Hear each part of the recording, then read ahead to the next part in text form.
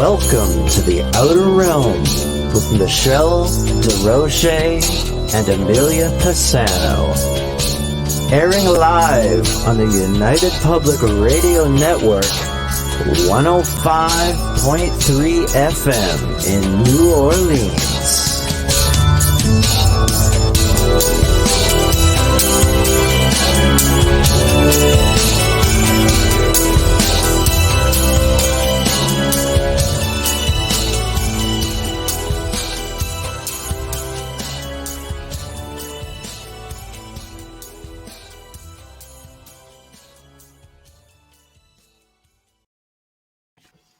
Good evening, everyone. Welcome to the Thursday night segment of the Outer Realm.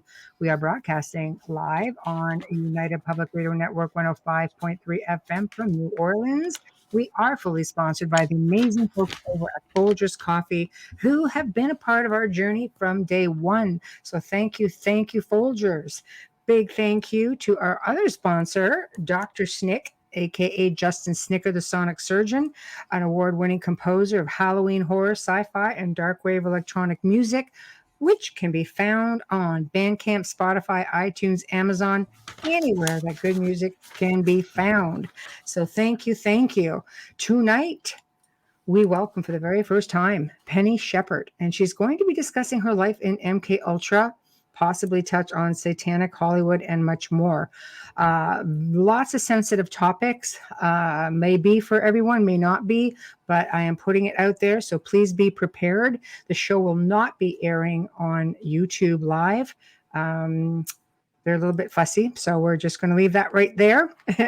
But in order to participate, you will find it on our usual Facebook pages, which is News from the Flip Side, Canada's Most Haunted, of course, Joe Montaldo, UFO Undercover. We also have the Outer Realm, of course, and UFO Paranormal Radio Network, United Public Radio Network. We're also going to be on Twitch and on Twitter if they don't haul our butts off. So we're just going to go with the flow and see what happens. Hey, Tamara. Hi, Tamara. Yeah, it all depends. Yeah. We'll see. I know. That's yeah, all we can we'll do, right? See. It's just, we dare to be different. Pretty regularly. So I know it's going to be fantastic. I, for one, I'm looking really forward to it because, there's all kinds of it all over the place right now, including, our video streaming platform that is a little questionable. I'll leave it there. But, you just never know. I mean, sometimes they just seem to let things go. Other times they're like, no, not this time. So it's like, let's just see how that goes. I know. But you know what? It's all about getting the truth out there. It's about awareness. It's about, I think, an awakening for some people. I know I've been reading up on this a little bit, been a little bit versed in it, but just not, I try to delve into many different topics, but bit of an eye opener. And I was like, oh my God. I thought I knew stuff. And then I started researching today and I went, holy crap at what it's linked to. It's very interesting. Yeah. It's very interesting. It is interesting. And it is awareness. And I think people aren't comfortable with certain things. They just don't want to go there because it is uncomfortable. Yeah. But it doesn't mean that you shouldn't be versed in it. You shouldn't be enlightened about it, be knowledgeable about it. There's got to be something. I, for one, choose to want to know as much as possible and to delve everywhere because the world is a very strange place and there's a lot going on that is just wow. So all I'm saying, people, is brace yourselves just in case. If you have any doubts in your government after tonight, they're going to be bigger. That's all I can say. I thought it was just an American thing, and then I found it being used in Canada and Montreal, Quebec, and in the 70s, and at a prestigious, that's how it was worded, prestigious. I've never heard that word in front of asylum before. Nope. But very sadly, scientists there running the hospital used it on the patients. And it's really scary. I was watching also not just about the MKULTRA, but I was looking as well at the approval by governments and the allowance of psychotic drugs and different types of stuff. Yeah. And different types of stuff, and how the perspective. And it's so interesting the way he put this. He actually writes for Vice magazine and has the Vice TV show now. I can't remember his name. I didn't write it down. I'm sorry. But he spoke of, the perspective was so interesting because he said, this really got me. He said, it's not the drug that's dangerous. It's the way it's used. Right. It's the amount that's used. Right.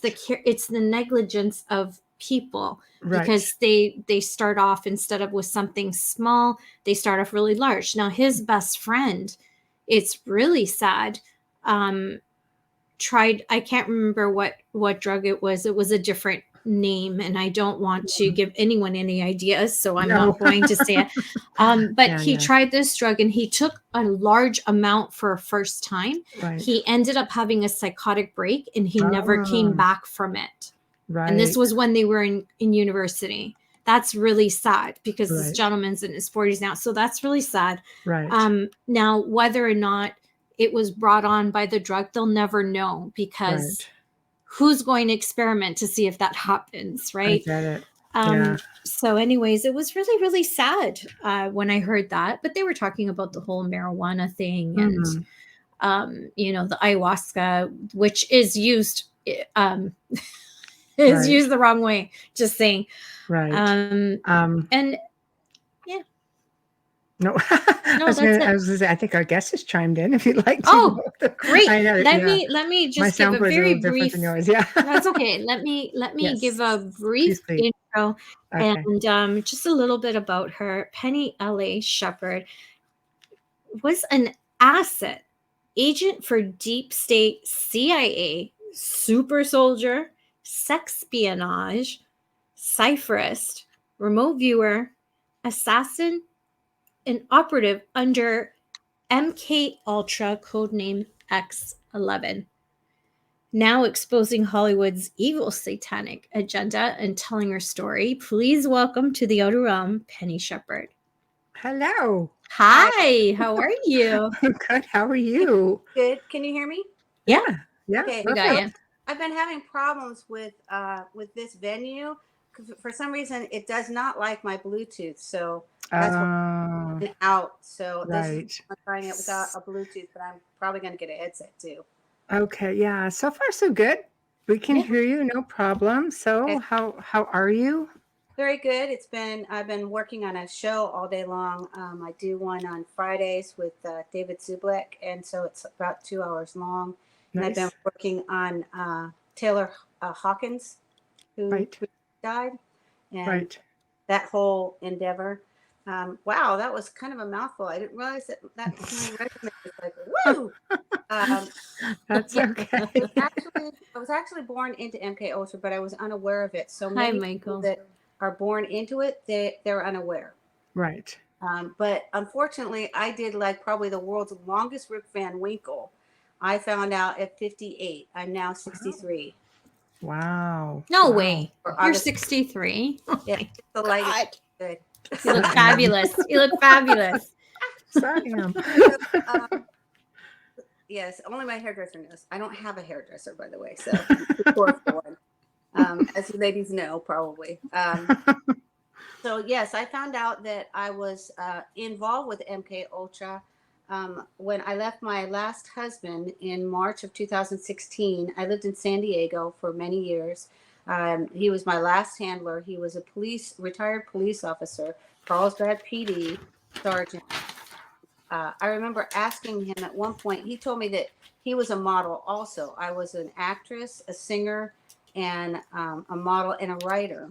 And he said that he was a model too. And I was like, really? And so he shows me this picture, and I was like, why do you look like David Duchovny? I didn't notice that before. I'm like, why do you look like David Duchovny? And then I also said, why does Gillian Anderson look like me? And I'm a little heavier now, but I look like Gillian Anderson. So I found out when I started researching, because my husband told me when I left him, you will be made homeless, you will be arrested, and you will be thrown in a crazy house. And all those things happen. And it's not because he's a prophet. It's because that is the standard protocol, which happens when you start researching and you find out who you are. And so that was what I had in store for me. And I also became enemy of the state. My brother David, I didn't realize, had been declared enemy of the state when they separated him from his family. He wrote a book entitled The Whistleblower, which is unpublished. You'll never see it anywhere. And he was murdered on a high satanic holiday, which was April 28th, which is the end of the grand climax in the satanic calendar, and on broad daylight. And then I didn't find out he had been murdered for 2 months. My husband at the time, they were drugging me. He said that David's body was liquidated, and I was like, what? I didn't understand what he was talking about. Well, I didn't get his body back. I don't actually even believe that I got his ashes back. I was told later on, when I found out who my brother was, I was told by a PI. He gave me some research on about 189 pages of research on my brother. And I found out he had a shoe company. And I realized then that David was actually being worn as shoes, Mr. Red Shoes. I worked in a band when I was in. I didn't realize that every single band that I was in, that my handlers were behind them. So I worked February 1st and February 2nd, 2002, at a place in Poway called Dad's. I researched Dad's. It used to be called Kameninski's, and actually there was a Russian Hitler brigade called Kameninski's. And this guy looked a lot like that guy, so familiar, something the same family. So the venue that I played was called Dad's, and I played February 1st and February 2nd, 2002. The evening that I played for David Westerfield was in the audience, and so was Brenda Van Dam. Brenda Van Dam, her daughter was murdered that evening. I didn't realize that the venue that I was playing at was a swingers joint. It was a satanic hang. And that the first and the second are satanic holidays. They're like Satanic New Year's Day. Candlemas is what they call it. So she returned home on 02/02/2002 at 2 a.m. And then her little girl is taken, and she's sodomized and murdered. And her body is dumped 13 miles from David Jeremiah's venue, which is Shadow Mountain, which I was baptized at Shadow Mountain. I was married at Shadow Mountain, and now I find out that I was actually baptized under a stained glass Illuminati eye, and there's an upside down cross. It looks like the ninth circle of hell, or probably the ninth circle of Rome, because the Shadow Mountain is the shadow government. Wow. Yeah, the audio is really. They're saying the audio is really bad. We're getting a lot of feedback. You might want to, if you can switch to a headset now, if it's not too inconvenient. I actually don't have a headset, but what I can do is go onto my computer, and because I'm on my iPad right now. Okay. So what I'll do is I'll go out and I'll go back in on my computer, and and then when you come back in through Chrome, it does not like Safari. No, it's always Chrome. It doesn't. It's always Chrome. Right. Yeah, it does not like Safari at all. So Chrome is the way to go. We'll be right back. Okay. Perfect. Thank you, Penny. Okay. Yeah, well, I think we're gonna maybe unbelievable stories. I'd like to back her up a little bit, I think, into childhood and how it came to be. Just a little bit, and maybe she can explain to the audience the red shoes. Yeah, I don't think everybody understands or knows what that means. Red shoes. We're going to get into a lot. I'd like to take her back to childhood, and then we can definitely progress from there. There's so much information. Penny posts very, very regularly on different sites that she's on, her social media sites, and I see some of the things that she puts up, and I have to say it's pretty mind-blowing. So, trying to follow her along over the course of the last couple of months, because she has been booked for about 3 months. We do book quite a bit in advance, as you guys know. So I thought, I'm going to get to know this lady and see what I can learn. And all I can say is there's just so much information. It is really hard to keep up with it all. And I definitely want her explaining the red shoes and such. There we go. Hello, Starling, Lillian, Rose, Courtney. Hello from Athens, Georgia. Corinne, Michael. Hello, Tamara. So yeah, and she's back, and she's back. Okay, let's give a test here. Oh, that's a little better. Yeah, it is. It's not cutting out the way it was. Okay, because I'm in Chrome now. That sounds really good, Penny. That sounds a lot better. Yeah, that sounds really good. Thank you. What I'd like to do, though, is because we're really getting ahead, I'd like to go back to little girl Penny, just a childhood Penny. I'd like just to go back and what was it like for you? And let's just kind of get you to that point where you become like, where you become and you realize who you were, what you were part of. What was your childhood like? And then we'll pick up again where you left off. I didn't realize I was 58. Right. Okay. They erased me. Like, seriously, they erased me from the ground. Wow. So I know that I was taken away from my family when I was 8 months old for a couple of months. My brother said I was gone for like a month or maybe 2 months. They don't know. They were children. And I was taken to a hospital. I was born August 11th, 1958 in I was born in Hollywood, Florida, at Hollywood Memorial Hospital. And then I was raised in Ives Estates, which is in Florida. And I was basically utilized, erased. I was molested by my father. And these memories, I didn't have any of these memories.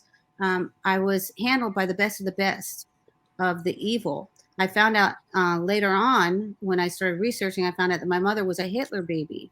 Then when I was declared enemy of the state, I started getting some of the memories back. And I thought I just had like a normal crappy childhood, but apparently it wasn't just a normal crappy childhood.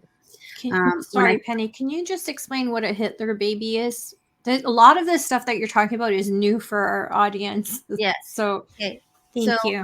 Hitler had a bunch of babies for the Fourth Reich. Okay, for the Third Reich, which is now the Fourth Reich. Okay, in Florida, when they had it's called Paperclip. Paperclip was a project that was run by the CIA, but it wasn't just run by it wasn't just like 5,000 scientists that came over. It was anyone that was beholden to the Reich that would do their bidding. So my grandmother, somehow or another, my mom was part of it. Okay, my mom was also MKULTRA. My mom was also gay. Now, at one point before I'm born, she goes to nursing school in North Carolina. I believe that she was probably in Durham, North Carolina. That's where the Duffer brothers were born. They were born in Durham, North Carolina. And I think it's there where she decided, because she was in nursing school and she was having an affair with her girlfriend and she was going to get in trouble. And I think that's when she decided that she was actually going to work for MKULTRA through the nursing school. And so my brother was born in 1952, but my brother Rob does not look like me. He had black wiry hair, and I've always had very fine blonde hair. I color it now, but I was a towhead when I was younger.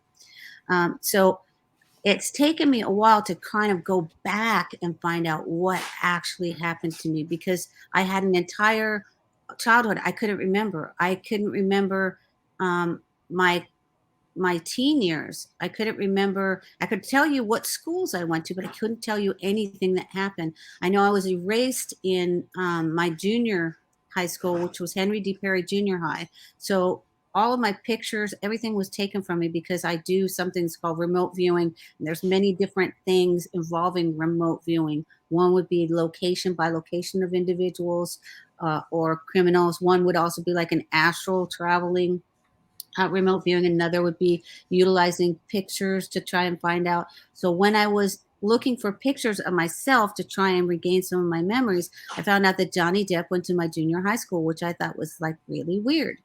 And he's 5 years younger than me. So Johnny Depp ends up, he is also in the MKULTRA program, and he has a band now called the Hollywood Vampires. And because he actually is a Hollywood vampire. And he's involved in what I report on now. I report on Hollywood. I call it I'm a Hollywood dark reporter. So back to regaining the memories. So when I left my husband in March of 2016, I started researching. I've been writing since I was a child. That much I can tell you. And then as my memories start coming back as to what happened and how I was erased, I start having what I called shadow memories. Now, when I became enemy of the state after I left my husband, and I traveled with my brothers, the only screenplay that I have of my brothers, which was called The Whistleblower. And it was about Bush, the Vatican, and my deep state evil family. Now, the thing about MKUltra is it has many definitions as well. So MKUltra it means mind control with a K, but it also, I say, it is the operating psyop that controls the entire world. All black ops fall under this. It also means manufactured killers utilizing tradecraft requiring assassinations. So at one point when I'm regaining my memories, I remember some things that happened that I can't actually account for the time. And I know that they used me at that time for assassinations. I wrote a song about it because I'm a singer. Right. Later on, when I'm getting my memories back, I start going through the words. And one of the songs was Let's Go to Mexico, because that's where it happened. Let's go to Mexico, stomping on the cobble streets. Let's drink another tequila shooter and grab a little something to eat. Now, when I'm coming out of MKUltra, I'm going through everything. Every little morsel, things that happened 50 years ago are coming back to me. And so I say, let's drink another tequila. Now, when I was in the bands, they used to say tequila was code for to kill ya, right? So let's drink another to kill. It was tequila. Shoot her, Penny. Then grab a little something to eat, which is what I did. And then I wrote a song about it because the MKUltra coding was in my head. So I wrote a song about it. And it was unbeknownst to me for over 58 years. And so I start taking every little fragment of my life and start trying to figure out, well, what did happen to me and why can't I remember this? I know that when I went to go get married the second time, I had to call my first husband, Steve Zenos, and ask him 4 different times when we got married. I knew it was on Thanksgiving, but I couldn't remember the year. Now that's odd. Okay? It's a marriage, right? Yeah. And so it seemed like I would the way that it works is it kind of melts away like a bad headache, right? And then all of a sudden you realize I don't have any memories at all. I posted on one of my Twitters, Bryce Taylor wrote, "Thanks for the memories." And I posted on my Twitter, "Thanks for the no memories, CIA." Now I'm trying to remember everything. That's how good they are. Handed me from one person to another. That's why they call him a handler. And they handed me from one person to another. Then each person did their little thing on me. So the first person I was given to when I was 17, living in Florida, who made sure that I didn't remember all the things that happened to me because he's known me since I was a baby. Then his name is Darrell. And I found out when I was 58 that Darrell is the son of Albert Speers, Hitler's Minister of War. Now, when I start coming out of the MKUltra, I start looking at my agent and I'm like, why does my agent look like Joseph Mengele? Why do I look like Irene Mengele, who married Joseph Mengele, or Irene Schoenbein? And why does my murdered brother David look like their son Rolf? And every time I see Rolf, I cry because he looks like David, only he's German and David was American.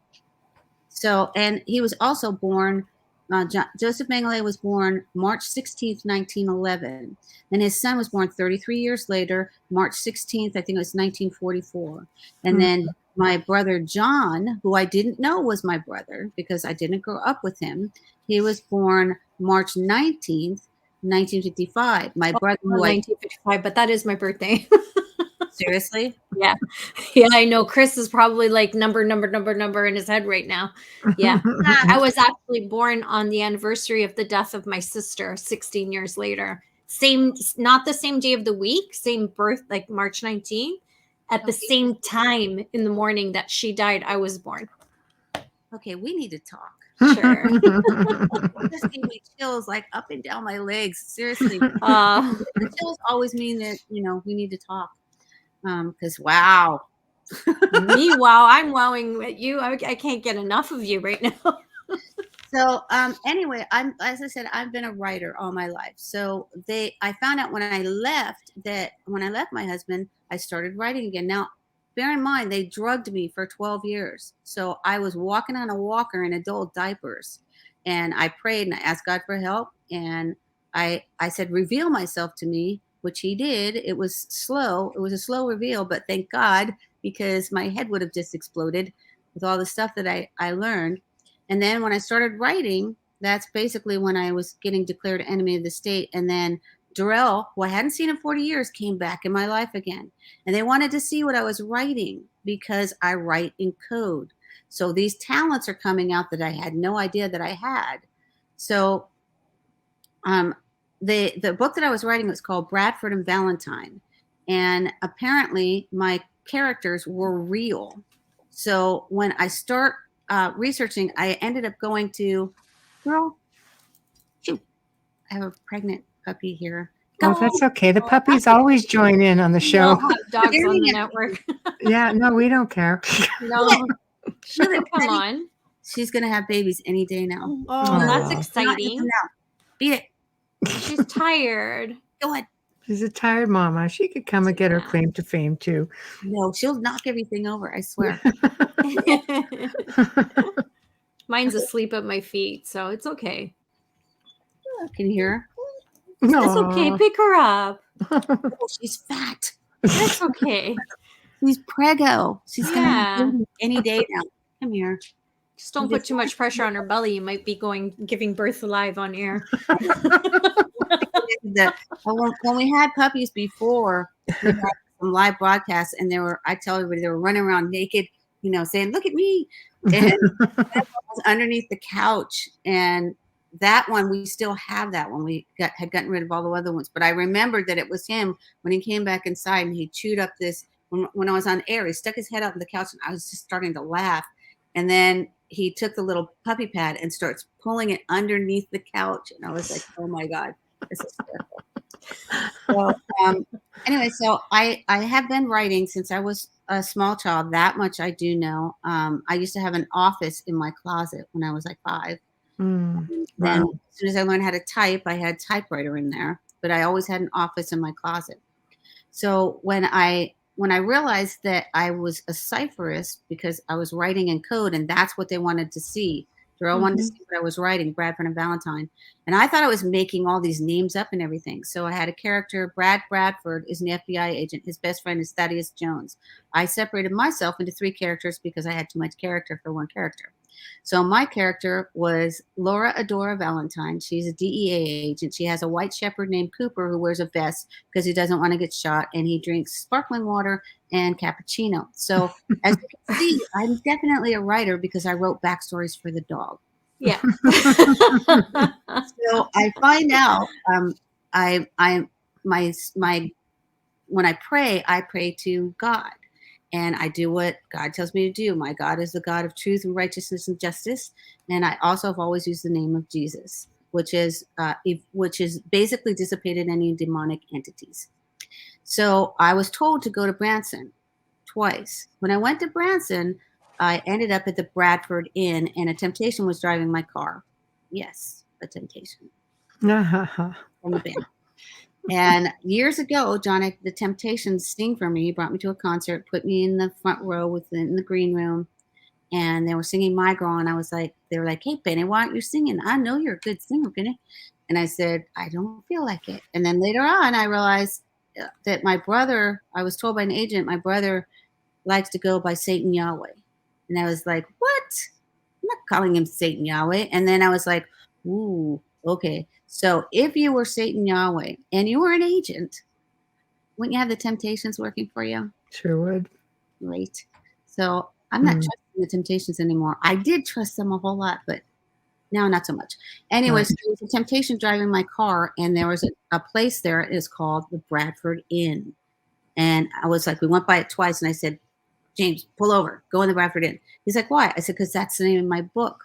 And then from there, everything started falling into like little pieces, and memories started coming back. Talents I didn't know that I had started making themselves avail to me. I started realizing that the people that I was writing about were real. So my character, Brad Bradford, I had thought that I had named him. I realized that they used that as an AKA, the Brad, and they sent me a Brad as a boyfriend. And Thaddeus Jones was actually Carl Thaddeus Mengele.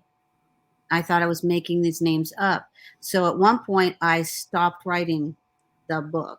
I was writing it for James Patterson's masterclass. So I sent the first draft there. I also sent it to the MOCIC, which is it's the Multi-State Organized Crime Investigative Commission, which was an acronym that was given to me when I was in Lake Havasu. And this guy's like, my characters were in Branson, and I said I had Interpol there. And he's like, why are you using Interpol? And I said, well, I couldn't think of another agency. So this guy gives me that agency, which in fact, later on, I realized that I'm being followed by the NSA and the CIA. And they're telling me that the Multi-State Organized Crime Investigative Commission is touching me, but I don't get it at the time. So then I sent a copy of my book to Les Kerr at the MOCIC. And when the guy says, because I have him look at my book, and I say, hey, can you take a look at this? And would you read this? Because I'm writing this for James Patterson's masterclass. And his wife says, well, I don't really read that much. And then she read it, and she's like, hey, honey, come here. So then he reads it, and he gives me the acronym. And I try to call him later on. Guess what? Disappeared. Never talks to me again, right? Spook. And so when he says use the acronym MOCIC, I make a joke and I say MOUSC, and he says, no, Penny, look it up. So then I look it up, and then when I go into Branson, now when I'd asked to use the acronym for my book because I'm very thorough, Les calls me after this email. He calls me right when I roll into Branson, and the person that I talked to, she says, well, we wouldn't be on the ground, boots on the ground. We're non-operational. So then it took me a while to figure out what she meant by that. What she meant by that is we're watching you from a satellite. We don't show up at the crime scene. That's how they knew that I was in Branson. Because as soon as I went down the 76 Boulevard and Country Boulevard, they knew I was there. He called me. And I was like, well, that's weird. So I just want to tell everyone, there are no coincidences, just in case you're thinking, like your birth date. I believe, yeah. Ever. I don't abide by that. I used to, but now I know that there aren't. I also know movies are real because I found out when I was locked up that they made movies about me. And so my question about the X-Files was very valid. My first husband's name was Steve Zenos. Zenos means stranger. I was Mrs. Stranger, literally, Mrs. Stranger. I had a band named Stranger because I'm a singer. And the X-Files started on a wiggy case of xenotransplantation, filed under X in the file cabinet. Xenotransplantation is a transplantation of genetic materials from one species to another, and that is indicative of the fact that we have more than one species on this planet, and that they're actually taking our DNA and they are making chimeras, and they are mixing our DNA with alien DNA, and they're creating alien hybrids. Yeah, they're actually pretty open about all of that. Yeah.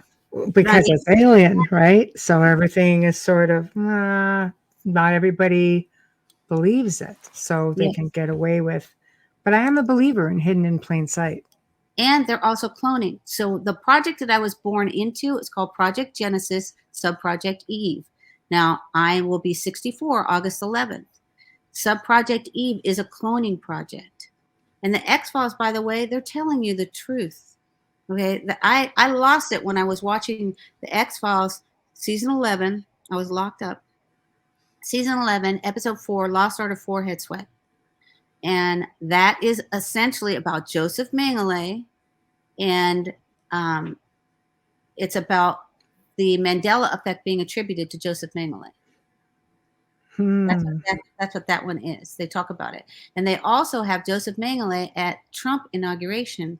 And members of my family were at the Trump inauguration. And that's a story that I can tell you off air. Right. So well, it's not just that. It's the political ramifications of people that I didn't even know that were in my family. So when I found out that my former agent, who represents Madonna, Lady Gaga, Katy Perry, Jay-Z, Beyonce, Kanye West, Taylor Swift, Jay Leno, Whoopi Goldberg, lots of different comedians, country artists.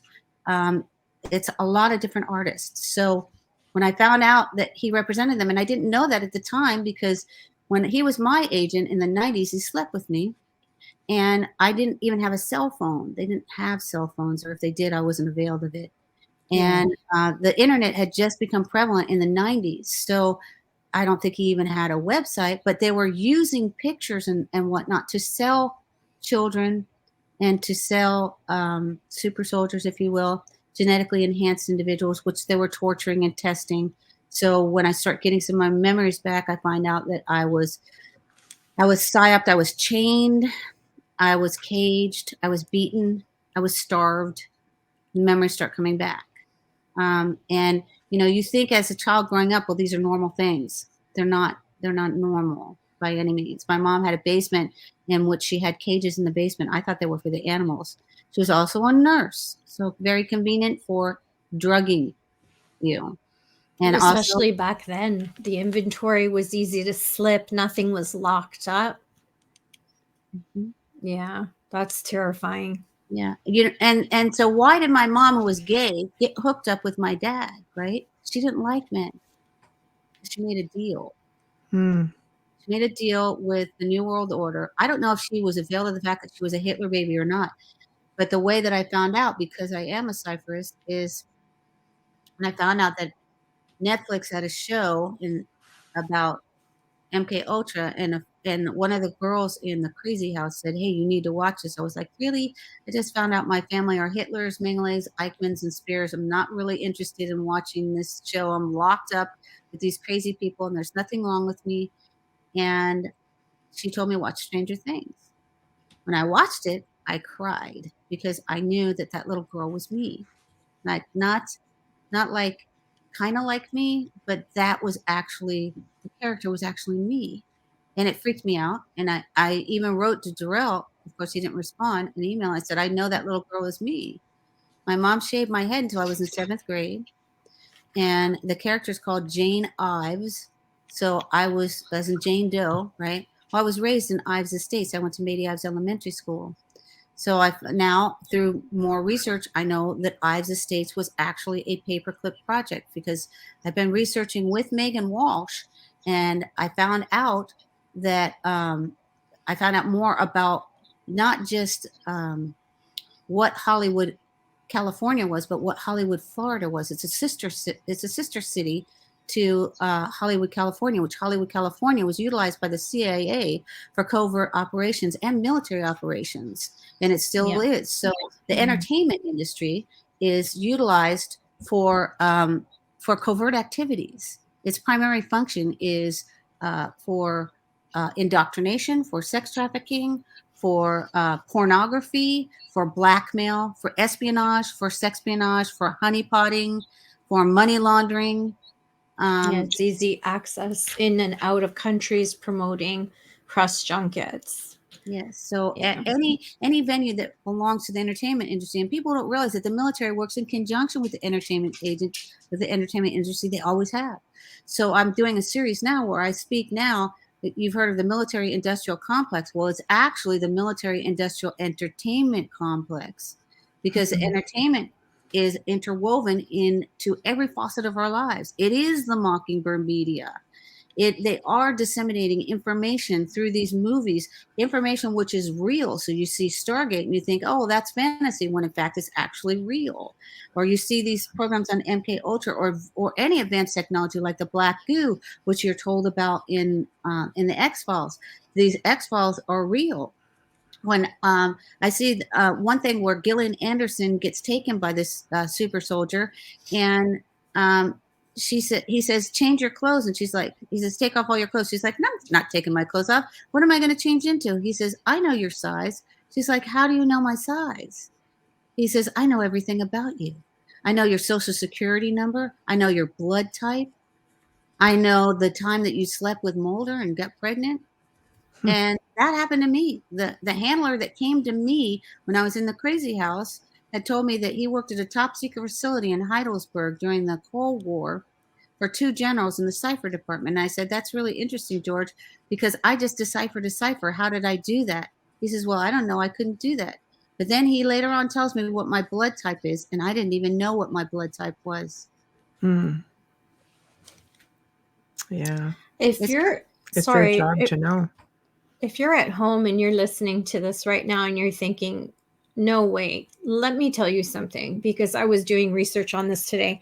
MKUltra has been linked to Whitey Bulger, Charles Manson, and I can't remember the other. There are so many Hollywood stars and crime bosses, huge crime bosses. People were given these drugs and done the experimental procedures and wiping their memories in prison as well as asylums. So before you think, oh, this is crazy, just think about that for a minute, because there are people out there who can prove Charles Manson wasn't even at Sharon Tate's house. Figure that one out. So sorry. No. It's ongoing. It's running Hollywood right now. Do you think there's a connection to Scientology? Sorry out there. I know you see it as a religion. I don't. Yes, it's not a religion. All religions, in my mind, all religions are false. They're all MKUltra endeavors. Scientology is one of the worst. Scientology was started by L. Ron Hubbard. L. Ron Hubbard and Jack Parsons were roommates together. Jack Parsons was Crowley's OTO representative in Pasadena. They were trying to usher in the Antichrist and open up portals in the Mojave Desert. That's probably how he blew himself up. They were practicing sex magic. And then L. Ron Hubbard was involved in all of those orgies, etc. He also was a writer. He was a scientist, a scientific, like science fiction writer. And then he came out with Dianetics. And then he ended up Jack Parsons was having an affair with his sister, so L. Ron Hubbard takes that woman and then marries her, and then tries to frame her and get her a psychiatric eval. And he takes their daughter, and he says he killed their daughter and threw her in the ocean. And then this woman gets a psychiatrist, and that psychiatrist says, "This man is crazy." This man was full on crazy. When you get to the top of Scientology, you find out that you're worshiping an alien. And just to play devil's advocate here, Scientology, what it is today, and when L. Ron Hubbard started, are 2 different things, though. There's a lot of changes. It's just got worse. Yeah. It just got worse. It got worse. That's what I meant. But I mean, it was not the beginnings of what he had planned. Yeah, I think with the auditing and all of the other endeavors that they had involving Scientology, I've tried to write to Leah Remini several times and said, look, why are you not saying that Scientology is MKUltra? Because that's what it is. It's maybe she's being held back by producers, or it's yet to come. Have you tried to contact her on Instagram? Because if you comment, she does reply. She does read her own thing, her own I've tried to contact Instagram. Several. I said, you need to actually. She also said that she was going to start studying psychology. I said, well, when you start studying psychology, why don't you study the fact that Sigmund Freud was a pedophile and a cocaine addict, and that his actual premise was that little girls slept with their fathers, that were raped by their fathers, and then his society said, oh, you can't say that. So then he made it the penis envy thing. So that the little girls actually envied that was the only way that he could carry on with his thing. Maybe your comments are being wiped out before she sees them. I don't know. You're talking about the internet, right? Yes. I would love to speak with her, but I also wrote to one of the other gentlemen, or Tony Ortega. I wrote to him. No response. So, usually if somebody doesn't respond, I'm saying it in a manner in which it's not, like I'm a crazy person. I'm actually giving statistics that they need to take a look at, but to no avail. I And think you're getting wiped out. I think when you're putting it out there in public, people are different behind a closed door than they are with the door wide open. They're going to communicate with you in a much different way. They don't want to be seen. They don't want to be known necessarily. But if you do it behind closed doors, come in through the back way, all of a sudden they just have to trust you and they'll tell you whatever you want. right. I think those who are coming forward are all in it together, I've also tried to contact Britney Spears. I'm working currently with Megan Walsh. She's a daughter of John Walsh. Yes. Yeah. And she's basically had her children kidnapped from her by her father. So I started doing a series on Dave Zublik's Dark Outpost. I've done like 15 shows in which I'm connecting all the connections that he has throughout, the research about Adam. I'm talking to the authors, 2 of the authors that have written books about Adam. I'm talking to everybody. Anybody that wants to talk to me, my phone is out there for anybody. I just won't answer my phone unless you're in my contacts. So I tell everyone, if you want to talk to me, then just text my phone. Now I'm available to anybody that thinks, hey, maybe I'm like under MKUltra. And here's another thing about MKUltra that I like to tell people is, you think, well, I'm not a super soldier or I don't have psychic powers. Well, everyone actually does, but that's all right because they lied and they told us that we don't. But I have a more broad spectrum concept of MKUltra. So in its smaller aspect, when you talk about super soldiers, which have psychic abilities or they have some innate physical gifts, they're basically, that's one component of it. So when they would take us and they would torture us and they would cause us to disassociate, some of them, like Roseanne Barr, she's multiple personality disorder, MPD. Some others are dissociative identity disorder, dissociate. I would be one of those that did that initially. Now I've integrated 3 names that they called me. I've integrated those. And you can do this through your own research and through just talking with everybody and writing everything down. And then I also have a unique methodology in which I say, find out the characters that you're a composite of, and then watch the movies, use the weapon that was used against you for hypnotizing you, for coding you with certain code words and hand gestures and lights and signals and sounds. Use those movies and frequencies of music, use them back against them. So the way that I do it to have people remember, get their memories back, because I talk to a lot of people that don't have their memories, is watch these movies, but now watch them with the captions on and watch them with a new eye. Whatever you were attracted to as a child, rewatch these things because they pertain to you and they mean something, about you. So when I started watching Stranger Things and I found out that little girl was me, it wasn't just one thing. My mom's name is Millie. The character is played by Millie Bobby Brown. I have a brother named Bobby, and Brown is Eva Braun. Braun in German is brown. And I'm putting together all these pieces. It's like a huge jigsaw puzzle, which I will be working on this for the remainder of my life. Unfortunately, I had to go to Netflix to find out some details pertaining to me. And I even asked, how are they doing this? How do they know so much about me? When the Duffer Brothers had their first lawsuit, Charlie Kessler sued them because he said that they had stolen his book. So I called the attorney because I used to work for attorneys 30 years. So I called the attorney because his phone number was on the internet. And I said, I'd like to talk to Charlie. And he's like, why? I said, well, because he wrote about Montauk and I was there. And it got quiet. And I said, are you having a storm out there? And he's like, yes, we are. So I said, I realized, because I'm hearing wind, that it must be like some boutique thing, right? Because he's outside with his cell phone. So I sent him a message and I said, here's my blog. Everyone knows Stranger Things is based upon a real person. And that's all I said. And then 2 weeks later, Charlie Kessler dropped his lawsuit. I don't know if it had anything to do with me, but I called the attorney back again. I said, hey, I'm sorry your lawsuit got dropped, but I'd still like to talk to Charlie. And he says, I gave your message to Charlie, Penny. He doesn't want to talk about it. And I'm like, really? So then I got angry again. And I'm like, back to the Duffer Brothers. How do they know so much about me? Because we're not just talking about little things. Even I have my best friend, Susie. I call her my sister from another mother. She was in Walmart and she said she felt called to buy this book. It was about a character named Max. Okay, so Max, her parents, her mom's name is Susie and her dad's name is Sam. So she married Sam and they moved to San Diego. My second husband was Sam. I married Sam and I moved to San Diego. They're in Mission Valley. I was Mrs. Mission Valley. Her brother plays over at Sunset Cliffs. My brother was murdered 8 minutes from there. Right?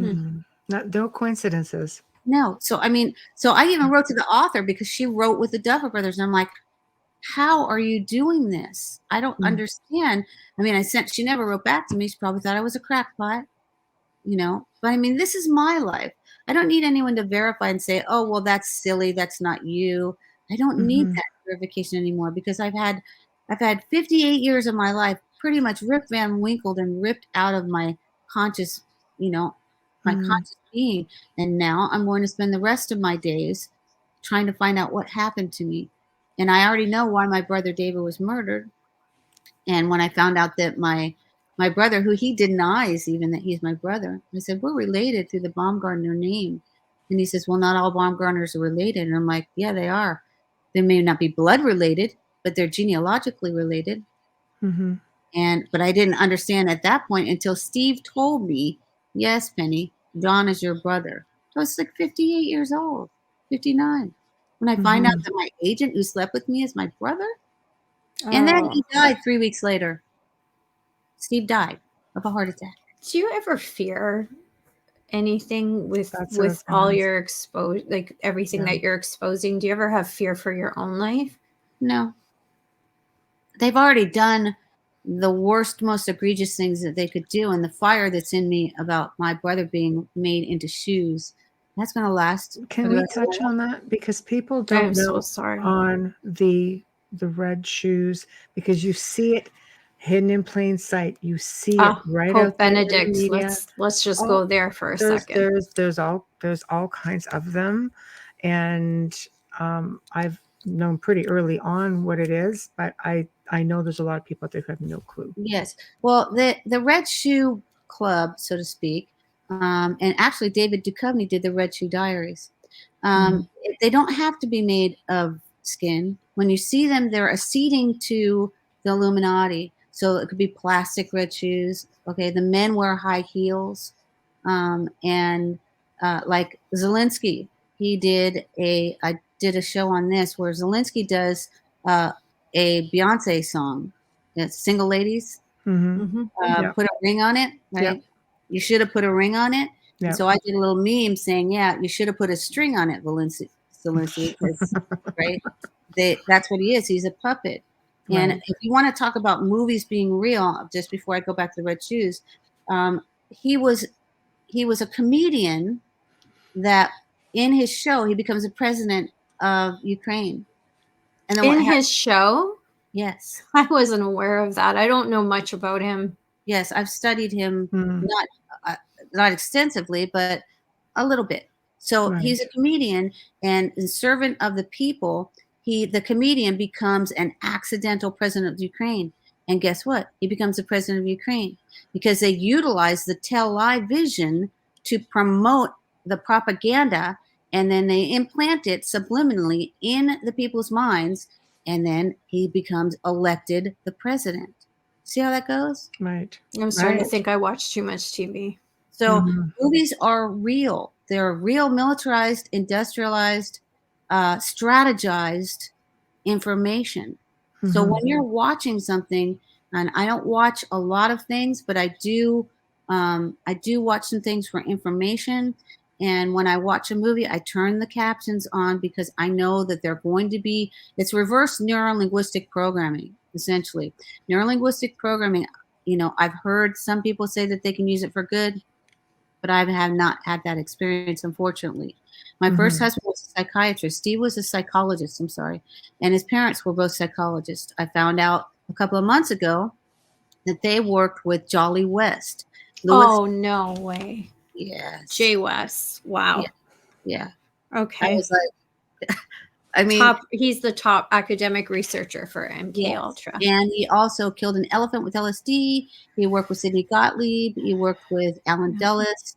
And then they also work with Margaret Sanger. Now, I remember I was playing at Caesar's Palace in Lake Tahoe, and John was there. And he took my posters for some reason. I don't know why. But he tells the person, and maybe I wasn't supposed to hear this, he says, they're all singers. So I was like angry because I was like, what? Are you psychotic? Why would you lie about something like that? There's one person, the drummer, that didn't sing. So he tells the guitar player, Gil, to put a mic in front of him. I'm angry because if you're going to lie about something like that, what else are you going to lie about? So later on, though, 30, 40 years later, I'm like, they're all singers. Was he actually saying we're all Margaret singers? No coincidence, remember? No. So I had to go back, and I had spoken with one of the players from my band who I've been in contact with the last year, and I had to disclose some things to him. I said, "You remember John?" He's like, "Oh yeah, he managed my career." And I was like, "Okay, well, did you know he's my brother?" He's like, "No." I said, "Did you know we were having an affair?" He's like, "No." I said, "Did you know he's the son of Joseph Mengele?" He's like, "Oh man, get on the phone. We need to talk." Right. Let me go back to the red shoes. So back to the shoes. Yes. So the red shoes is also a protocol, and it is acceding to the Illuminati. But then the actual red shoes are the skin of your victims, which they take and they make into shoes. If you go back to Joseph Mengele, they were taking the victims' bodies, they were taking the eyes and using them as op art, they were taking the skin and making lampshades and shoes and coats and binding books, taking their hair and making string out of it. They were using every component. They were taking the bones and making tables, binding Mein Kampf volumes. So this is the red shoes is nothing new. If you go back to Dracula, okay, Dracula was a real person. Vlad the Impaler II. Vlad the First was an illegitimate son of Mircea the Elder. So in those days, they were like, "Hey, I want to see knock knock. Is Mircea there? Mircea who? Mircea with the pants down? Mircea with the long hair?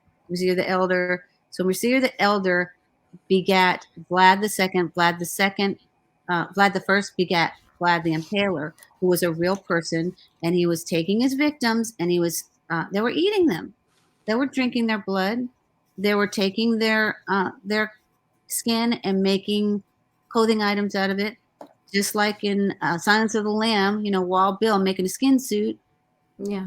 This is a protocol that has been going on since the beginning of man, when man was eating man. It hasn't changed. So those red shoes, very, very long time that they've been in existence. The Pope is definitely, you see the Pope wearing them. You see Pope Benedict. The other ones have never been photographed wearing them. Pope Benedict wore them proudly his first day down those stairs. And he said that they were a gift from Gucci. Oh my God. Because I remember that was the first time. Yeah, that was, first of all, I had an issue with him becoming Pope, but because of who he was and where he came from. This is the first time we've had one of Hitler's soldiers in the Catholic Church and heading it, of all things, because he is one of his soldiers. And to see that he only spent 3 years there, that Pope dies in the seat, dies on that throne. And he wore those red shoes coming down the stairs. Now, Gucci hasn't been owned by Gucci in a long time. So it was overtaken in quite, it was quite underhanded in the way it was taken. But anyways, that's another show. Lady Gaga just did the Gucci story. Yeah, I watched it. That's a movie filled with really bad accents. But anyways, yeah. But you know that Lady Gaga has been bathing in blood. Scotland Yard was called by a maid at one of the hotels, and she said, "I'm not cleaning out the tub." She's bathing in blood. They dismissed that. That's disturbing because I actually like her. She wore a meat suit. She said it was for PETA. She's been with Maria Abramovich. Right there. Pictures of her. My brother represents her. Pretty much anybody that is on my brother's list, he's got like 5 pages. I know that they're all Illuminati. Well, Maria's just full out in her art and her expression, shall we say. So that's an interesting union. It is because you know what actually is in that blood. And she does a thing with sperm and milk, and these are, you know, I think one of the spells that she did, and they're spells where she throws herself into the fire. I mean, it's you can see it. Yeah. You know, Marina, that is her. Oh, and Sarah says Marina is Lady Gaga's uncle. Maria. I think she's actually a girl. I don't go with all of the prevalence, like, you know, we've murdered a bunch of people at Gitmo. That's not a thing that I actually believe, because in reality, and the clones do exist, but in reality, if they murdered someone and then replaced them with a clone, and their clone is still doing the same scurrilous BS that they did, I'm going to say, what was the point? You know, I agree with you on that one. Mm-hmm. So, there are some things that, you know, I try to look for the most concrete answer first before I go to the next step. Mm-hmm. And it's not that I'm a realist, but I try to find a base, a foundation in which I can expand upon that. And I'm the first one to tell you, I cannot prove anything that I'm saying. Mm-hmm. I know that I can't prove it. They've taken everything from me. They've taken all my photos. The only photos that I have are ones that I posted on the internet. Mm-hmm. Every single photo I had is gone. I don't have any photos of my mother. I don't have any photos of my fake father. You know, but I'm gleaning information from my research, which I highly encourage people. Please research everything. Don't believe anything I'm saying. Please research it, because when you research it and you find the answer, I'm sure that it's going to validate the things that I've been telling you, because I am a very hardcore researcher, and I go very far down in the rabbit hole because I've had to. I pretty much live in the rabbit hole. Mm-hmm. I ordered Tom O'Neill's book today because he really, really researched it and worked a long time on that book. And I love the passion that he has and how he stands behind it in the shows. Hi, Mama LeBlanc. That's Michelle's mom. Yes. Jenna Barnett said that it took her 20 years. I talked to her once, and she said, Penny, it took me 20 years to figure out this stuff.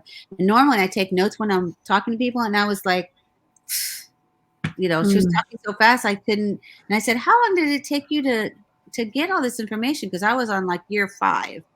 And she said 20 years. But she confirmed a lot of things that I knew were happening with myself, you know, in regards to, like, I died a bunch of times and was brought back. And I actually talked to a counsel. And she said that she was looking for justice for Anthony Kidman, Nicole Kidman's father. And she said that she was in a therapy session. She remote viewed, and she said she went into a council meeting, and she said she wanted justice, and they said it is done. And the next day, Anthony Kidman died. So I was going to make mention of that for your opinion. You know, do you remember going back, like, what was it, 2, 3, 4 years ago? There was a string of celebrities that were all dying mysteriously, depression, or right at the beginning of the pandemic, the famous closet door hangings, the red tie suicide. Yes. Right before the pandemic hit. And even before that. No, that's what I mean. The year before, the night 2019, 2018, they all started. Kate Spade, who is David Spade's sister, who David Spade is on my brother's list.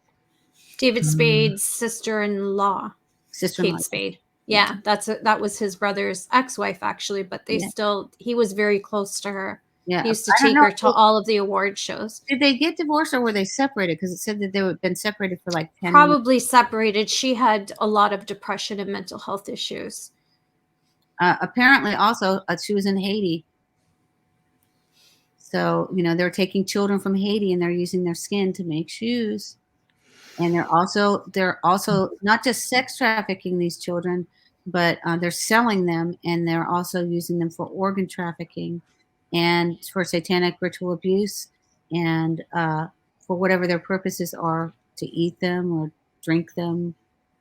And this is real. I mean, you hear about the deep underground military bases. My brother works in the deep underground military bases. He works with Bush, Obama, Clinton, all the big ones. So does John Walsh, as a matter of fact. John Walsh knows everyone.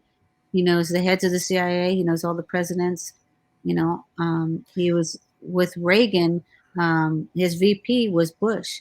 And I did a thing on Bush, too, because Bush, I thought, how much damage could he do in 1 year as the head of the CIA? Well, actually, he was in the CIA when he was 18. And so he was availed of top secret knowledge when they were going to drop the bomb on Hiroshima. So he was CIA then. So he had a long history. That family was extremely wealthy. And, there's also allegations that his name was Sheriff. And that was one of the characters in my book, was Brad Bradford's brother was Sheriff. And I thought, if I was little and they said, hey, Sheriff's coming, I would think they said Sheriff. Mm-hmm. Sheriff's coming over. And so, when you're in Florida, which I was born in Florida and raised there, I left at about 18, you have all of your mobsters down there. They ran Operation Underworld from there. Operation Underworld was the mob in conjunction with the CIA, in conjunction with the military and the presidents. They all worked together on operations. So that's why when people say, well, JFK was killed by the mob, they're kind of right. Mm-hmm. Not totally. It was yeah, I have my own theories on that. Right. Right. Basically by committee. So what's your take on, like, why all of a sudden, do they go through spurts of a rash of deaths, and then it goes quiet for a while, and then a rash, and then it's... I don't know if it's thinning out the crowd, which that's what this last biological warfare involved. I think that was the achievement of Agenda 21. Now we're on to Agenda 30, because I think that they've done the damage that they're going to do. So generationally, what will happen from the antigen, I'll just use that word, right? What will happen is that, and this is my feeling, is that within 3 generations, the humanity will be sterile. They won't be able to propagate the species, which people like Panos Zavos, I talked to him once and was texting with him for a little bit, but he clones. He clones for reproductive purposes. He has, I don't know if it's still there, but he has a TED Talks. His name is Panos, Panos Zavos, Zavos. And he had Cloning the Dead, in which he said if he had a pristine sample of the DNA of Jesus, he could clone him. So essentially what he's saying is that Jurassic Park is real. Right. Mm-hmm. Yeah. Right. No, for sure. For sure. Do you believe that that they can remove essence and relocate essence into either AI or another human body? Yes. Yes. They can also, one of the things they do, it's through mind mapping, but they can copy your consciousness. Yes. So apparently, Max Spears grew up with Orlando Bloom. And Orlando Bloom is now married to Katy Perry. My brother represents Katy Perry. So when they went to school together, they were at a chapel, and I guess they got molested by either the priest or the bishop there. And it's a historic chapel. And at that time, the story that they told was that they took Orlando Bloom's consciousness and uploaded it into Max Spears, and Max Spears' consciousness, and uploaded it into Orlando Bloom. Now, if you're an actor and you have reincarnated on this planet on more than one occasion, that memory would be resonant memory within your DNA, so to speak. As spirit comes into the body, then you would have that energy. And then also the familial DNA would be a eugenic DNA that you would have. So, is it possible that they can copy it? Now, I've seen clones of John, and there's a clone of John on episode 11, in season 11, episode 4, Lost Order Forehead Sweat, Mandela Effect, in which they attribute to Joseph Mengele. There's a clone of John in there. I've done some little memes in which I can send that thing out. But I say, and then also before I got locked up, they want to make sure I was seeing what I was supposed to be seeing. My sister-in-law calls me when I was told to go to the Starbucks. I was given coordinates to go to the Starbucks. So I went to the Starbucks. I waited there for like all day, and I thought I was going to meet John. Well, actually, what I saw, my sister-in-law calls me. She says, "What are you seeing?" Because I start crying. I say, "It's John," but it's not. He's younger. He's got a wedding ring on. He doesn't know me. The timbre in his voice is different. John's voice is very raspy. But I say, but it's John. So they sent me a clone. And then my grandniece said, "Drink water, turn around." And I was like, okay, whatever. This is a rabbit hole. So I drank some water because I was dehydrated. I turned around, and in the drive-thru was a car. I snapped the picture of the license plate. It said P48 5150. 5150 is a police code that they use when they involuntarily commit you, or like Baker Act you kind of thing. And but they did it in a more covert manner. And I ended up going to see my niece after I got electronically triggered on my phone. James Cosbolt writes about this. His book is called Agent Buried Alive. James Cosbolt and Max Spears were both in the same Project Mannequin, which I attribute that to maybe the region, geographical, because they're in the UK. And also Max lived in California. His mom went to the University of Northridge, I think. So she was like 2 hours from John. Her name's Vanessa Bates. And I've been trying to talk to her, but she's real busy. But I've talked to her every once in a while. She's on Facebook. California basically really is plastic. Yeah. California, I call it CIA-ifornia. CIA-ifornia. It is. Who would know? Who would have known the military implications of California as to what it actually pertains to? Tom DeLonge was Blink 182, and then I met him. I was working for a law firm in Encinitas for Cosgrove in Birmingham. There was only one place you could get coffee, and I guess they sent him to me because he came up to me and he introduced himself, and I didn't know who he was. And I thought he said he was starting a band called Angels and Demons, but it was Angels and Airwaves. But that entire band was very satanic. They sang songs to Satan. So he came at the time that I was going to my brother's trial, because my brother had been murdered, and they had captured the individual that did it.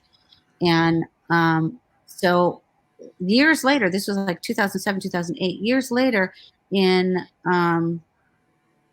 2015, he started To the Stars Academy. And I was talking to somebody about this academy. I'm looking if I can hear my headset for some reason. It's off.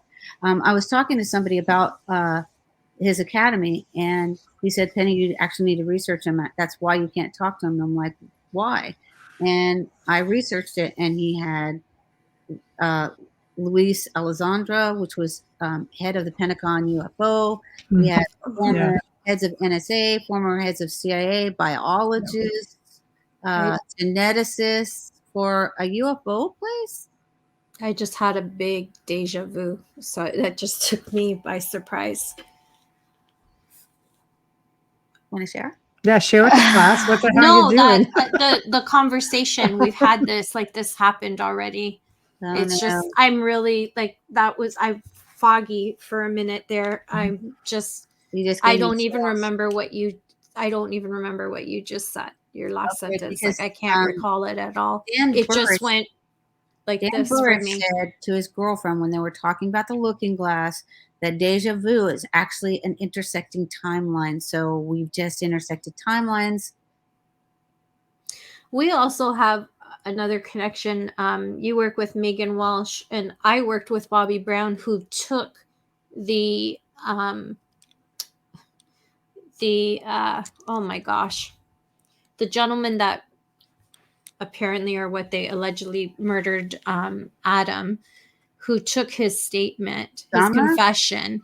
Oh. No, I worked with Bobby Brown, and he was the detective, the homicide detective who took that We definitely statement. No, I'm just saying, like, because I didn't want to bring it up earlier, because I know that you work with Megan, and I feel for her, because that's one of my.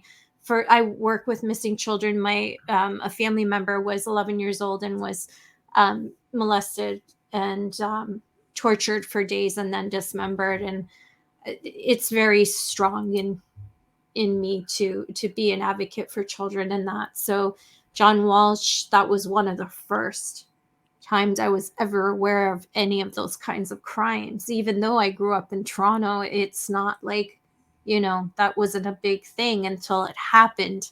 But Walsh was a lot long before Christopher. So anyways, yeah, I just found that interesting that I've been friends with Bobby since 2014 or 2013, and I've worked with him over the years. Yes, I found out about the detectives that are from Miami PD because I was raised in North Miami Beach. So they basically were working with the cocaine cowboys and working with the mobsters. And Joe Matthews was the one that actually declared that it was Otis Toole after Otis Toole had died, and Otis Toole was working with Henry Lee Lucas. And then I found out that Susie had told me when I first met her in 2018 to rent a room from her. She said that she told me that a serial killer almost raped her in Jacksonville. And I knew when I started working with Megan that this case had something to do with her. And it was Otis Toole and Henry Lee Lucas. And then she moved from Jacksonville and came to Texas, and they followed her to Texas. You know why? You know what's really like went to ting? Because I solve murders too. I don't know how. I don't either, but I think we're chosen somehow. And so when I'm reading Otis Toole's thing, it says that his mom dressed him up in women's clothes and called him Susan. And so when he met her, he said, I'm going to take out every evil thing that's ever been done to me. And I was like, yeah, that was. Wow. I only know one person from Jacksonville, and I met him online in 2012, and he's a teacher of remote viewing. Really?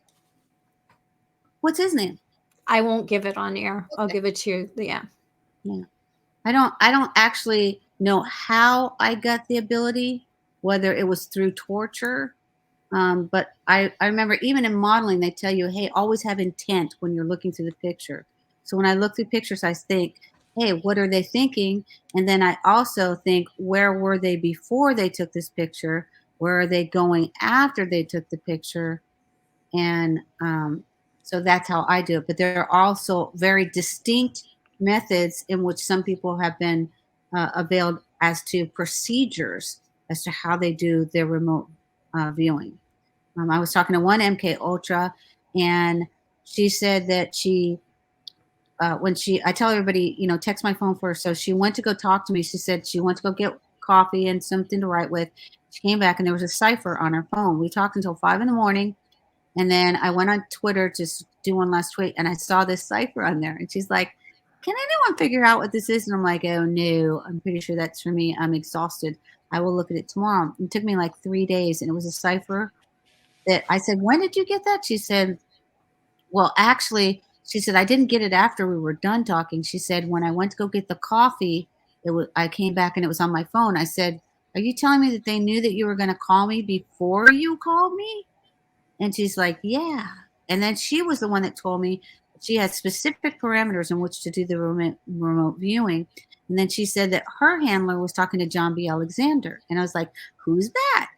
And then I researched John B. Alexander and found out who he was. And the movie The Men Who Stare at Goats is basically predicated off of him. But John B. Alexander was also military intel, worked with Michael Aquino. They were very good pals. So, that film's referenced a lot. Yes. And we have to take a break. Sorry, we have to do. It's already. Oh my gosh.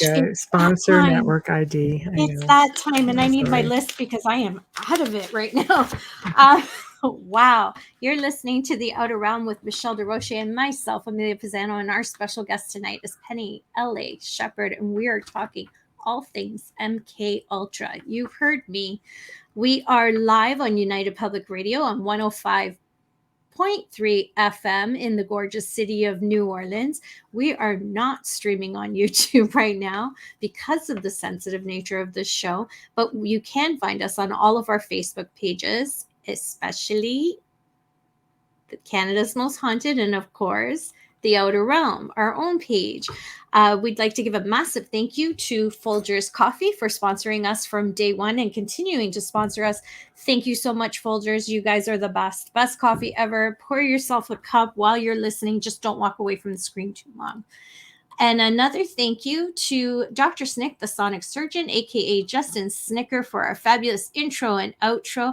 You can purchase his music on Amazon and Bandcamp, and find Justin on social media at Facebook and Instagram. And we're back. All right, the stage is yours once again. Coffee is my life. Mine too. Character Brad Bradford, he was always in search of the best cup of coffee that he could get. So morning, my routine is I make espresso, little like a cup of espresso, and then I have a milk frother, and so I froth the milk in it. You have yourself a nice cappuccino. Yes, like all day long. Don't tell the Italians. They don't believe in drinking cappuccino after breakfast. Don't tell them that. They think we're crazy. Yeah, it's a breakfast drink to them, right? They're so skinny and they drink cappuccino. Wow. They're so thin. They drink cappuccino. They eat carbs constantly, and they have croissants for breakfast. I'm like, really? Like, anyways, I was born in the wrong country. But anyways. Oh my gosh. Oh, Melissa McLennan says, I need a coffee listening to all of these connections. Folgers, Melissa. That's right. Get it right. Get it right, girl. I still hear the commercial in my head. Me too. Yeah, that's ideal. That's ideal. I love that. So I love that commercial. Where do you want to go from here? So basically, I want to encourage everyone who's listening to start researching. Research your own families as well. The people that come to me, they have questions about MKUltra. Am I MKUltra?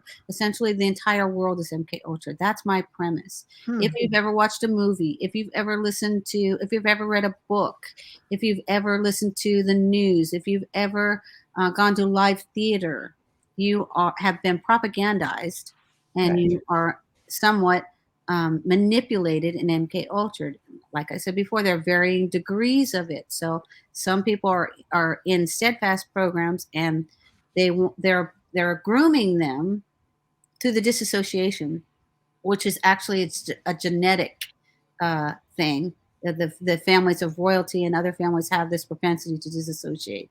So they're going to use those individuals for more active roles.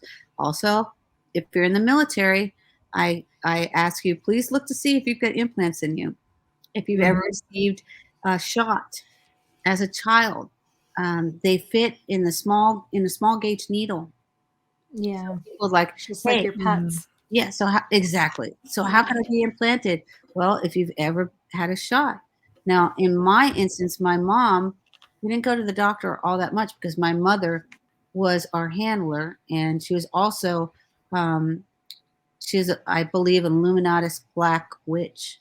And I didn't know any of this because I didn't know better. So you're groomed and you grow up in this certain way. I know that she was also an alcoholic. My father was an alcoholic, the one that raised me. I was beaten. I was traumatically tortured. I know she drugged me in order to, and I remember growing up and having some vagrant memories of burying someone. I thought we buried someone in the backyard. Now I'm thinking, no, maybe it was like a satanic ceremony that they took me to, and we, buried someone.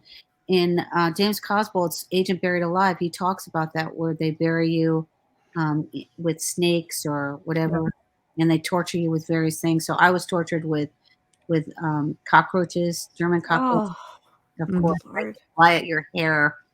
And of course, it had to be German. Right. Not just any sticking cockroach. No, it's a German super cockroach. Right. Yeah. You can't kill those suckers. Yeah.